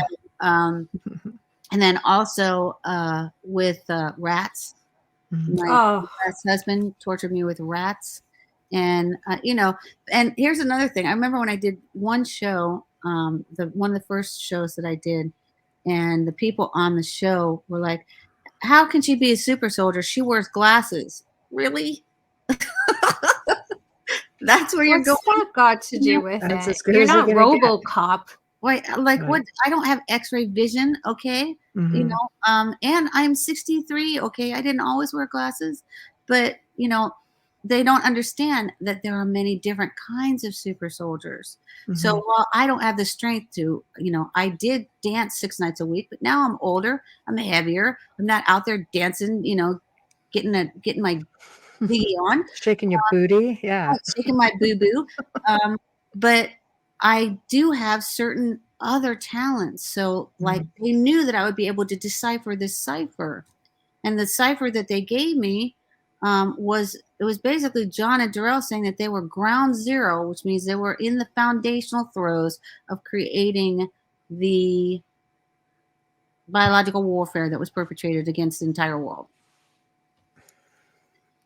So they were telling me that they work with Bush, they work with Gates, they work with Fauci. I was going to ask you your thoughts on Gates. What are your thoughts on Musk? Ew. Okay. I opened a door. We're never going to even have an archive. You know that, right, guys? Oh, is that a no touch? No. I suggest that. Well, it's so deep right now, man. I'm just getting my freaking my river galoshes. No, is Musk untouchable? Because I will retract that. Okay, no. No, I'm asking Michelle. No. No. Penny, I know you'll talk, but I'm asking Michelle because she manages the network. No, I've got my river suspenders now. My glasses talking through. Okay. It doesn't matter. No. Okay. Go Because ahead. I'm just I'm like, kidding. I'm oof, kidding. we have No, to go be ahead. careful because you get pulled on the slightest thing, right? Oh no, Let's just refer to him as Dr. Evil. A Dr. Evil. Not the Dr. Evil, because there's a lots of them. Right. A Dr. Evil. And when I came to that conclusion was when I found out that he funded a movie that my brother did. I will tell you off air, but it's about ventriloquists. Oh. Okay. Yeah. And so when my brother had told me that he represented this certain ventriloquist and got him this magnanimous deal in Vegas, I was confused. I mean, I'm sure you could hear my thoughts, which was like, wow, when did you stop representing musicians and start representing ventriloquists? Yeah, and why? Right. And that's exactly why, because the movies that they do are also coded. Even the titles are coded. And it took me a couple of years to figure out, why would Elon, be an executive producer for this piece of crap movie? Why would he? Yeah. Given as to who he is, why? And then I understood the more sinister implications, and perhaps it was used as a money laundering scheme. His mother, apparently, I've read. I'm saying I only read it. Okay, is Illuminati. She's often photographed doing the total, all of it. Yes, she was also a model. Right. And and I think it's tattooed on my ass, but anyways, just going there. But anyways, yeah. Yes. He's involved in things. There was one woman that had spoken and said that as a child that they were saying that he was going to usher in the mark of the beast. Now, right now, he is involved with Neuralink, which Neuralink is implantation. And the objective is it an objective to make everyone AI, or to link us to the internet, or so that you don't have to carry around your iPhone and worry about a horse kicking the screen in, so that you can make a phone call from your head. But then I've also taken a look at some of those chips, and there's another manufacturer that says that those chips are going to dissolve in your head, but not in a good way. And then he's also done experimentation on monkeys, in which he tortured the monkeys. Oh, no. And think about this going into a human also, right?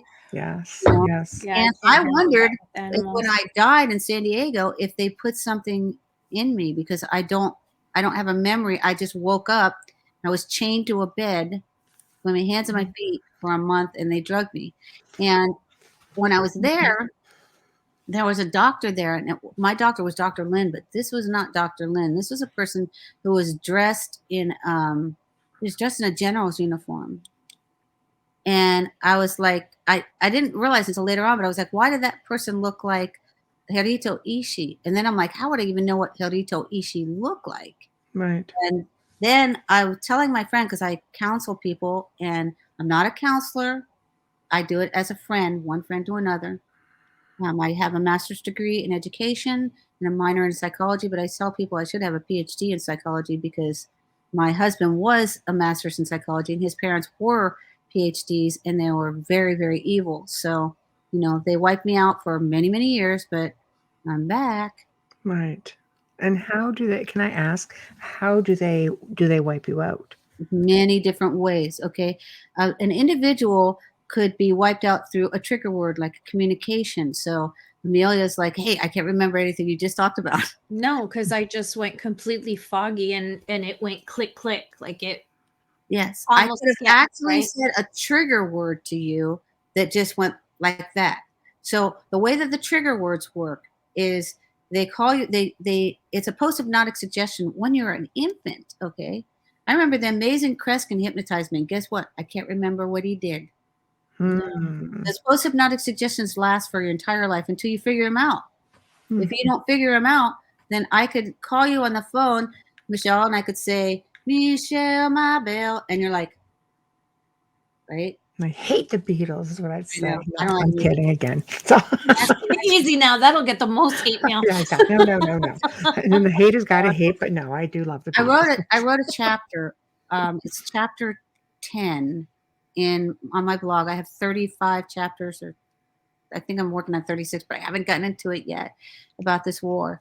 But my blog is my name, Shepard, so you can see it on the screen, SHEPARD, the word entertainment, and then a dot, and blogspot.com. Chapter 10, I speak about the Illuminati pastors, the Illuminati actors and actresses and musicians who are being idolized.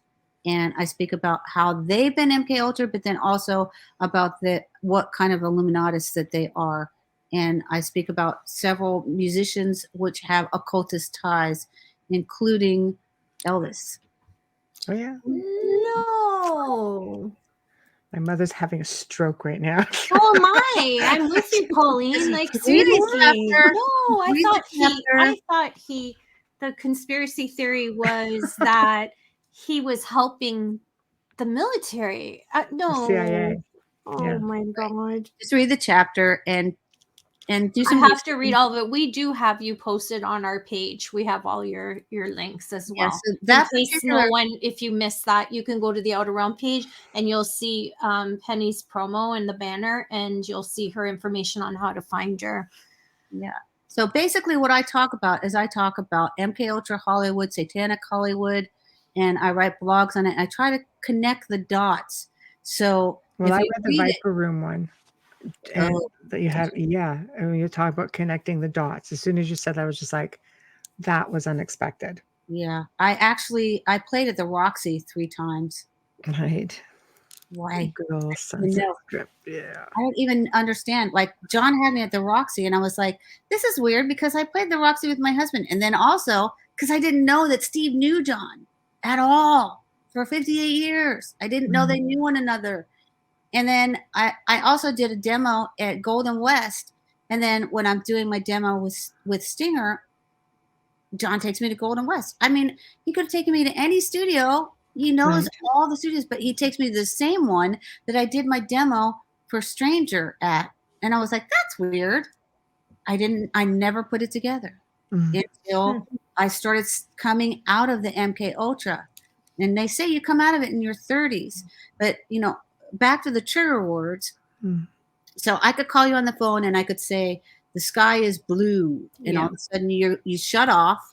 And then now it's like you're in a coma, but you're in a hypnotic trance. So then anything I tell you to do, you will carry out those instructions. So if I'm in Rosarita Beach, and I'm at a bar with my husband, Steve Zenos, and my brother, who's now dead, and then he's getting my brother drunk. I go outside to have a cigarette. I don't smoke anymore. And and I'm gone for an hour and a half. What happened to me? My brother comes out and he tries to get me back in. And he says, hey, we're in Mexico. This isn't America anymore. You need to come back inside. I say, I just stepped outside for a cigarette. He's like, no, Penny, you've been gone for like an hour and a half. Okay. So some people will say alien abduction. No, this was more like CIA abduction. No, I understand that. I'm just saying, like, some people would be thinking this, you know, because they have loss of time as well. So they need to look at everything again. That just too. like my lab, right? Right. Yeah. So what they did was they had somebody that they wanted me to kill. That's why I wrote the song, right? But will I ever remember that? Probably not. That's a memory I probably will never recover. I have these vagrant shadow memories of it. But, you know, we can do as much as we can do. So that's hence my prayer, you know, God, please reveal myself to me. Aurora, yeah. Yes, Aurora asks, does that explain brain fog? Yes, it does. Brain fog would just be another, it's disassociation. That's what I would think brain fog would be. Or if you don't have any short-term memory, that's what they did. They erased my short-term and my long-term memory. I had to learn how to walk and talk all over again. Well, I learned my technology. This is disassociation. It is. In its own way. Now I'm going to give you one last crazy one. And I hope we don't get ripped for this. 9/11. Okay. 9/11 was strategized well in advance. Apparently there was the CIA building went down. I think that was building 7. And also the Vatican had gold underneath it. So it was very well strategized because we wanted another war also. So we got all the patriots involved at the same time. But if you look at the X-Files had a spinoff, and it was the lone gunman. Remember the lone gunman? I remember the lone gunman. Was that the spinoff? Yes, the one with Lance Henriksen. The lone gunman were the 3 individuals. It was Langley was one of the guys, right? But the lone gunman did a show 6 months before about a plane crashing into the World Trade Center. How did the lone gunman know? Right. That was going to happen? Were they actually utilizing the military-industrial entertainment complex to do recon and assess this job? So think about this also. What are actors and actresses? What is a spy? A spy is an actor or an actress. Right. So when I'm going to study at Stella Adler and Lee Strasberg was Marilyn Monroe's handler. They both studied under Stanislavski, who Stanislavski was known as the originator of method acting. But method acting, it took him 40 years, and he was funded by Lenin and the finest scientific minds in the world. If you look what he was all about, he was about Russian mind control. What happened to Oswald? He goes over to Russia, Russian mind control, and then he comes back here and says, I think I'm a patsy. He also worked with Ed Haslam. Not Ed Haslam. He worked with Ed Haslam, wrote a book about it. He worked with Dr. Mary Sherman and the Tulane University to weaponize cancer with David Ferrie. We saw Ferrie in the JFK movie. And they had a mouse house. Well, they did achieve the weaponization of cancer, which is a fungus. So he says to Dr. Mary Sherman, I think I'm being set up as a patsy. But he was CIA, and he was also in Florida. He was also, they used him with the Cubans, right? And because of the fact that he's MKUltra, and at some point he might continue to remember some things and reveal some things, then Ruby, who was in Dallas, and Ruby, his actual name was Rubenstein, and he was also Chicago mob as well. Then he's given orders to go ahead and kill him. And then guess who does his psyche valve? Jolie West. And then they say that Ruby went crazy after Jolie West did his psyche valve, because Jolie West said, I can actually implant memories, which is why when they do regression, they tell you, well, that's not, your memories aren't that valid. Because implant and remove. Correct. Yeah. So that's why I tell people, when you're getting your memories back, I do not suggest going to a therapist. I suggest try to do them on your own, because you don't know if that therapist, who that therapist is, if that therapist is an MKUltra handler. I'm not saying don't ever reach out to any kind of therapy. I'm just saying, from my standpoint, I would not do that, because I had therapists all my life, and all the therapists that I had were Right. MKUltra handlers. Right. So my suggestion, and also people that come to me, they're homeless. They don't have any means. I was homeless too. Mm-hmm. So I try to provide a way in which they can do their own research, and through your research, memories will start coming back. And then eventually you will understand what is a genuine memory that has been removed from your purview because of the mind control. That's how you break it. You break it through your research. You break it through ardently desiring the truth. That was what I asked when I prayed, and I said, God, please reveal myself to me. I was saying to the universe, please tell me who I am, because I am ready at your time. You tell me.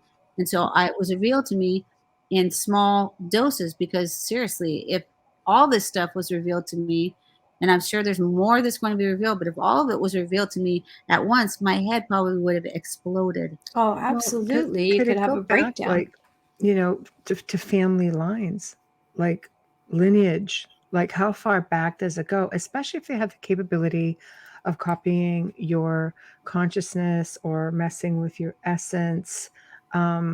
If they have that sort of technology, realistically, they just have to put it into a clone or put it into another human body, like they did, let's say, with the Orlando Bloom thing. Like, how far down the rabbit hole does this go? How many, like, when you're looking at, like, because you're talking about the royal family, so now you're getting into a royal bloodline, you're getting into something that goes way back and was stolen.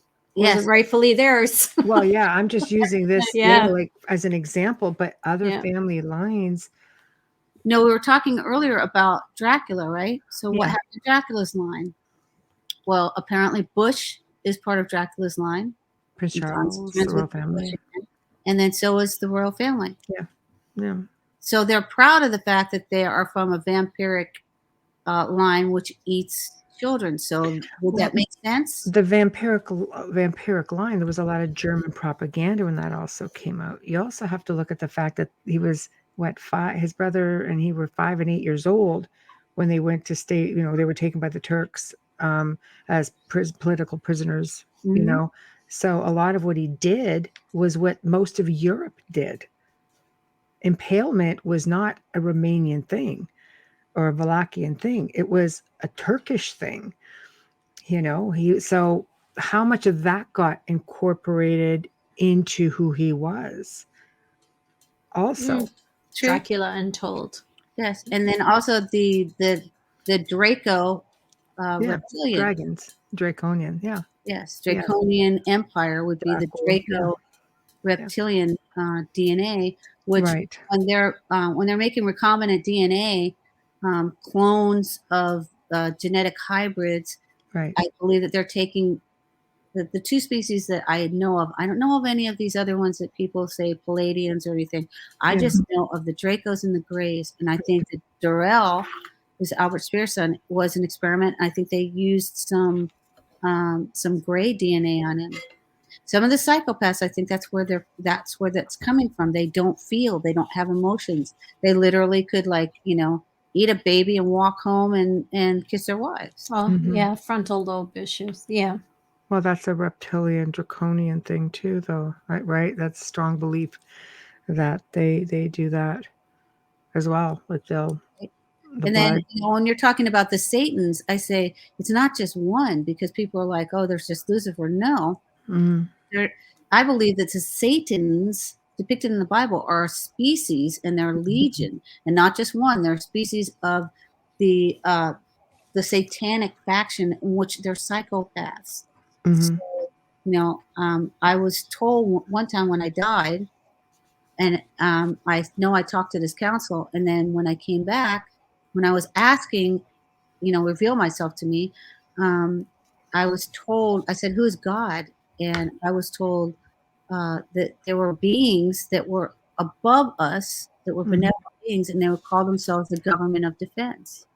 And I said, well, does Jesus work for you? And they said, yeah, but not what you think also. It's an acronym. Everything on the world is militarized and strategized. It's an acronym. I said, okay, what does it mean? And they said, justice.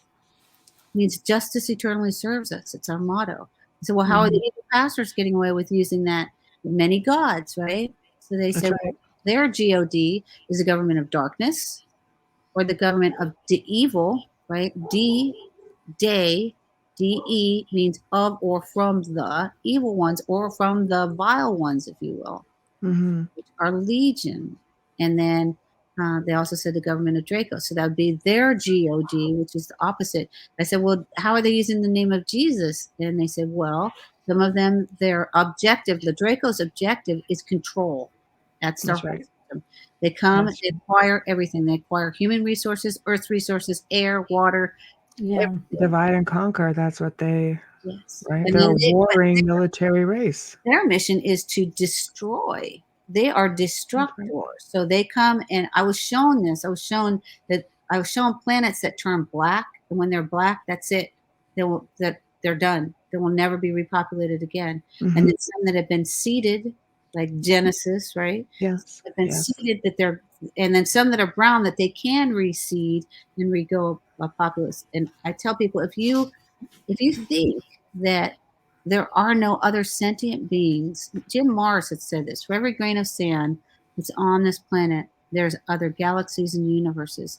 So it would actually be rather ignorant and arrogant to believe that we're the only sentient beings in this universe or in this galaxy. So you have to, when you start researching things, you have to go a little bit higher, to seek the truths on all the different levels, because we're talking about interdimensional beings.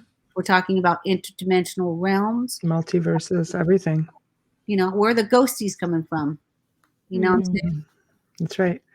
As Joe would say, dimensional bleed through. Oh, Joe always does that. Exactly. It's true. No, yeah, absolutely.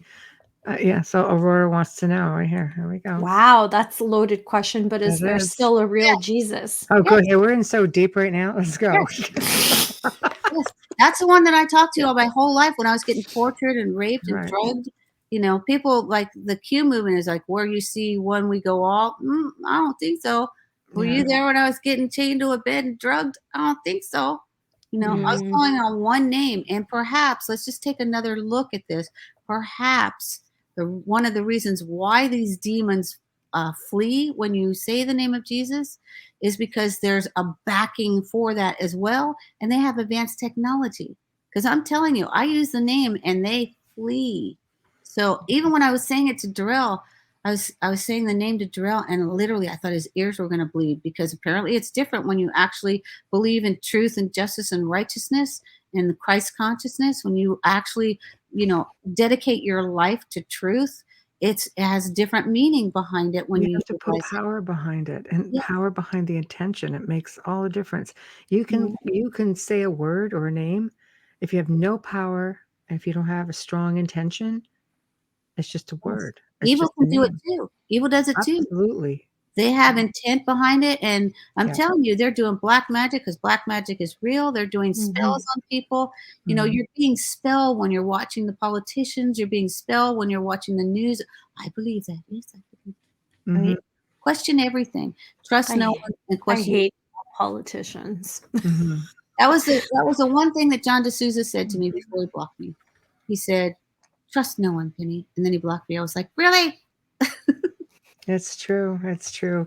Well, we're coming up to the top of the hour. So this is where I want you to tell everybody what you have coming up. Tell everybody how to find you, and make sure that promote. Okay. So if you want to get in touch with me, please text my phone, because I won't answer unless you're my contacts. My number is area code 619-779-9771. Want me to check? I was just going to say, do you want me to check my phone? And my website, which I haven't updated as much as my blog, but it's Shepard, SHEPARD, and then a hyphen, that dash, and the word entertainment.com. My email is Shepard, SHEPARD, entertainment@gmail. My blog is shepardentertainment.blogspot.com. Tomorrow I'm going to be on Dave Zublick's show. First, we're going to be on Nicholas Veneman's show at 9 Central, and then I have 2 hours on Dave Zublick's Dark Outpost. He's on Rumble, and he's basically been, very wonderful. I've worked with him now since the beginning of October, I think it was, and we've been doing shows trying to promote and trying to get Megan Walsh some funding. If you have any inklings to help Megan Walsh, which I would strongly, recommend to do so. She's in the fight of her life, and she's not just fighting for her own children. She's fighting for everyone's children. She has a GoFundMe. It's not GoFundMe. It's Send Give Go dash Megan Walsh. I think there's an underscore after that. So just search for her on that. She could definitely use any kind of funding that you can provide her. She's been made homeless by her father, who's kicked her out of the house that was supposed to be hers, sold it out from under her, taken her children. She doesn't have an attorney, so she's looking for funding for attorneys and just to, survive day to day.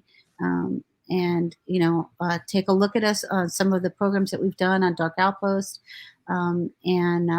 If you want to get in touch with me, feel free to email me. And I try to respond as soon as possible. And then I will talk to you as soon as I get an opportunity to talk to you, usually within a couple hours. And then after we talk, I turn the notifications to silent. So if you have something you want to say to me at 3 o'clock in the morning, don't worry, you're going to wake me up or you're going to, bother me, because I will get to you as soon as I can. And I believe that what our mission is these days is we all need to start spreading our research. And if I make a mistake in my research, that's one thing. I try to get to it. If I make a mistake, I try to say, oh, shoot, I made a mistake, and I fix it. But if someone's out there perpetrating lies, specifically like lying to gain financing, I would ask you to step away from that individual. That's what I do. And I don't ask people for money on occasion. I say, hey, if you can donate a little bit to help pay for, some of the subscriptions and some of the books that I have to buy, but otherwise give your funding to where it's actually really needed. If you're tithing at a church, I would say, why don't you try actually tithing to somebody in your neighborhood or a homeless person that really needs it? That would just be my, some words of wisdom that I would offer to anyone that would care to hear. Well, thank you for joining us. It definitely got to the point where I'm like, oh, screw it, throw crash into the wind. Doesn't matter. There's no turning back now. Yeah. So I love you girls now. I totally love you both. I love you too. And we're gonna have to give a shout out to Christopher Quarantino, who did try to cameo the show, and I said no. Complimenting, yeah. Yeah, I talk to Chris all the time. He's a very good guy. He's a sweet guy. He's a sweetheart. And if it wasn't for him, we wouldn't even know you. So thank you, Christopher. Yes. That's right. That's right. He's like an agent. A good agent. I'm agent. He is. So I'm just going to put you in the green room while we sign off, and we'll bring you back in a few minutes. Okay. 1 second. You are welcome. All right, there we are. So we have come to the end of another amazing segment. Holy crud, just saying. So big thank you to Penny Shepard, who just a breath of fresh air and a whole lot of awareness for you guys out there. I hope you enjoyed the segment. Again, very sensitive, but we do believe in awareness. And every now and then we will do a show specifically for awareness. So big thank you to her. Thank you to everyone in chat. Huge thank you to Folgers Coffee for sponsoring the show. You just make it that much more special. Thank you. Big thank you, Dr. Snick, aka Justin Snicker. We love you big time. If you want to contact us at all, social media is a disaster for me. It's just there's too many messages, hard to keep up. We are both so outerrealmcontact@gmail.com. The outerrealmcontact@gmail.com is probably the only way you're going to really get and answer. Next Wednesday evening, we welcome for the first time, again, a friend, Philip Mantle, to the show, all the way from the UK. And he is believed to be the authority on UFOs, abductions, etc., etc. He's also a publisher with a really long list of amazing authors also on the topic. You've seen some of his clients on this show, and you will be seeing more. So that is next Wednesday night. Next Thursday, yes, we're doing it. It's just another roundtable discussion. You asked, we're giving it to you. There we go. So until then, we hope you guys will have a phenomenal weekend and behave yourselves, and we'll see you all next week. Alrighty, thank you, and good night.